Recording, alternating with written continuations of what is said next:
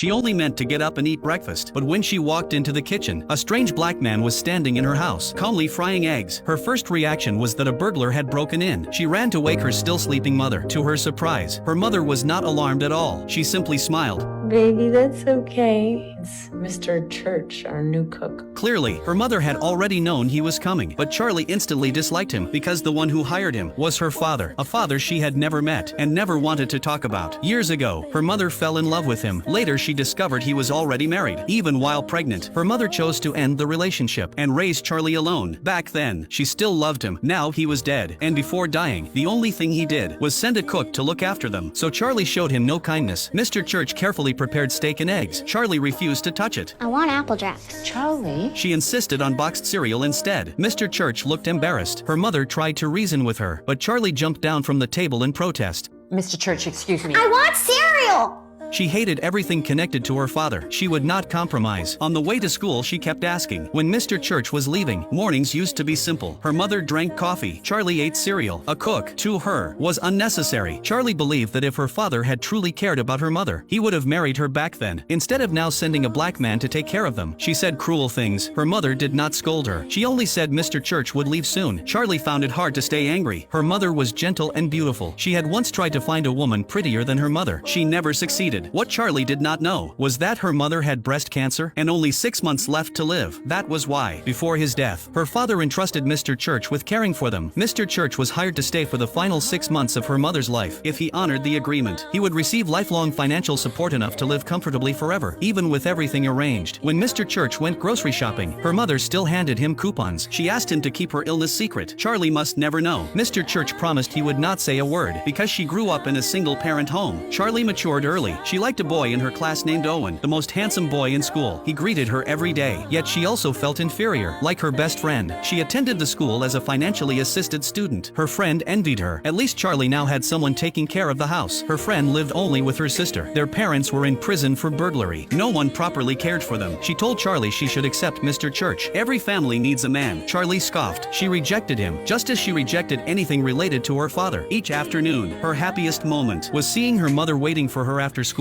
and hearing the gentlest words in the world. How much do I love you? So much.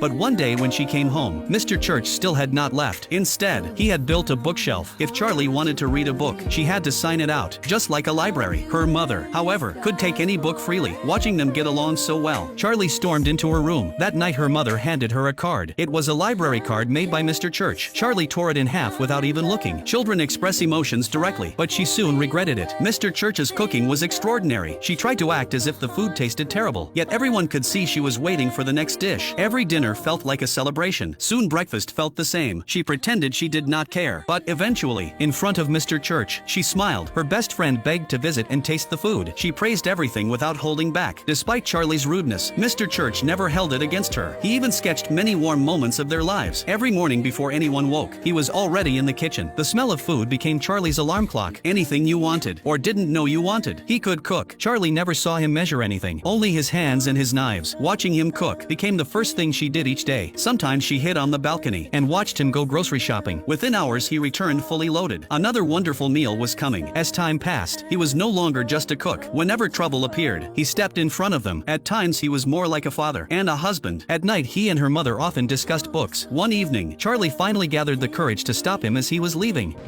I'd like to check out a book if that's okay. In her hand was the library card she had carefully taped back together. Mr. Church asked nothing. He simply recommended books suitable for children. After that, she could not stop reading. Card after card filled up. She nearly finished his entire bookshelf. Yet from beginning to end, Charlie still did not know why he had come, and she still did not know her mother was dying. Then a miracle happened. Her mother, who had been given 6 months to live, held on for 6 full years, long enough to watch her daughter grow up. Owen eventually invited Charlie to the upcoming senior prom. She was happy. Owen always made her heart race, but she still refused him. Deep down she knew her family situation. She did not allow herself to enjoy happiness. Every day after school, the first thing she did was quietly open her mother's bedroom door. Sometimes her mother's breathing was faint. Charlie had to climb onto the bed and press her ear close to her mother's mouth just to make sure she was still alive. Other times the breathing was heavy and painful. Charlie had to step back just to endure the sound. In the end, her mother was left alone in that room. As time passed, Charlie even began to fear going inside. She could not accept that the person she loved loved most, was slowly leaving her. Meals were now delivered by Mr. Church. Her mother could only swallow a small bite, then quietly listen to him tell stories. Charlie often stood outside the door. She had been raised by her mother alone. She simply could not face losing her. In her heart, she knew it was Mr. Church's presence that had helped her mother hold on this long, so she was deeply grateful to him because she had read so many books growing up. Charlie's writing grades were always among the best in class. Mr. Church believed she would become a writer someday, but one night brought unpleasant news. Her mother needed help bathing. Since the day her mother survived past the original 6-month deadline, Mr. Church had stopped smoking inside the house. He also took over nearly every household duty. He handled medications, checked her temperature and blood pressure, held a basin when she vomited, and helped her walk to the bathroom. Charlie's only responsibility was bathing her mother. The task itself was not difficult, but Charlie hated it. Or rather, she was afraid. She was afraid of being alone with her mother in that state. When her mother learned Charlie had been accepted to Boston University, she was overjoyed. Unfortunately, they could not afford the tuition. Charlie planned to attend a local college, unless she received a scholarship. Her mother had also heard that Owen invited her to prom. She told Charlie she must go. You only have one prom in your life. Wear your prettiest dress, put on your makeup, dance with the boy you like. Just imagining it made her smile. Her mother and father had fallen in love at prom, even though they did not end up together. Why do you care? You won't be around to see it anyway.